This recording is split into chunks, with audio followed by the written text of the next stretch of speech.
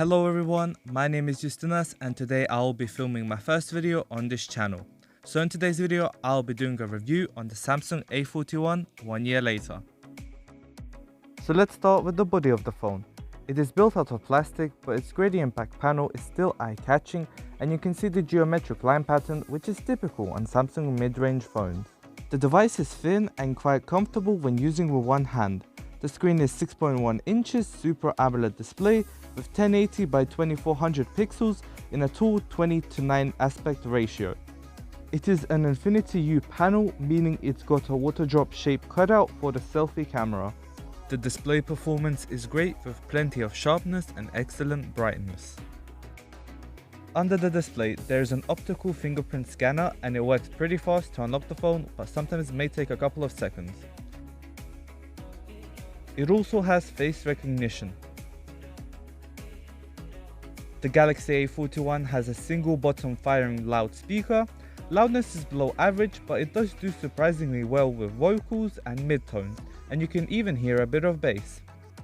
Like Samsung's other mid-ranges, the A41 has a 3.5mm audio jack for headphones, which I don't really tend to use because I mostly use Bluetooth earphones.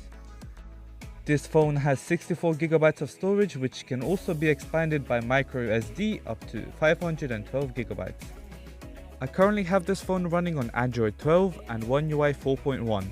The performance is quite smooth and bloat-free. The chipset used on this phone is a MediaTek Helio P65. Performance is decent for everyday tasks, but you don't get a lot of raw power, especially from the GPU. Benchmark scores fall behind most competitors. Heavy gaming is not the best but not the worst on this device, since it sometimes tends to lag, but the performance is quite decent. For light games, this tends to not be a problem.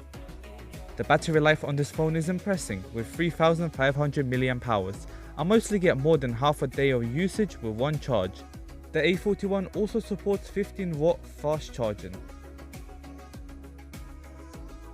This phone has 3 cameras on the back. There's a 48MP main camera, a 8MP ultrawide camera and a depth sensor. The shots with the 12MP main camera come out fairly decent. They have excellent contrast, lively colors, great dynamic range and low noise. The detail level is quite average, with complex areas sometimes looking a bit noisy. The high resolution 48MP camera does a great job. The images look very detailed with great contrast and colors. The dynamic range is a bit more narrow than regular shots. Portraits are taken with the main camera along with the depth sensor. These are excellent. There is plenty of detail, great contrast and proficient subject separation. The 8MP photos from the fixed focus ultrawide camera are decent. These have excellent dynamic range, contrast and colors. However, the detail isn't great here. In low light, photos taken from the main camera are pretty good at the price point. There's enough detail and good contrast. The colors are a bit off and there is plenty of noise, but the results are usable. Shots from the ultrawide at night gives us a similar impression. They're noisy and the detail level is worse than the main cameras, but these are still usable. The A41 has a 25MP front-facing camera and selfies are pretty good. They may not be rich in detail, but the contrast, colors and dynamic range are excellent. The video recording is not the best. It is limited to 1080p resolution and there is no support for 60 frames per second shooting. Plus, there is no stabilization here. I kinda like the quality of the main camera's footage. Detail is good for 1080p. Colors are accurate, dynamic range is wide and the contrast is excellent. The clips coming from the ultrawide shooter are not as detailed as those from the main camera, and the colors are more saturated. The quality here is just okay. So here was my impression of the Galaxy A41, and I'm not gonna lie, I kind of enjoyed using this phone for the past year. You get a nice AMOLED display, a compact and sturdy build, great battery life and a decent camera performance.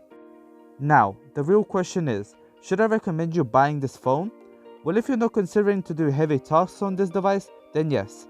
If you're looking for a compact smartphone on a budget to do everyday tasks on, then this is the phone for you. If you have enjoyed this video, then you should consider subscribing. And with that being said, I'll catch you in the next one.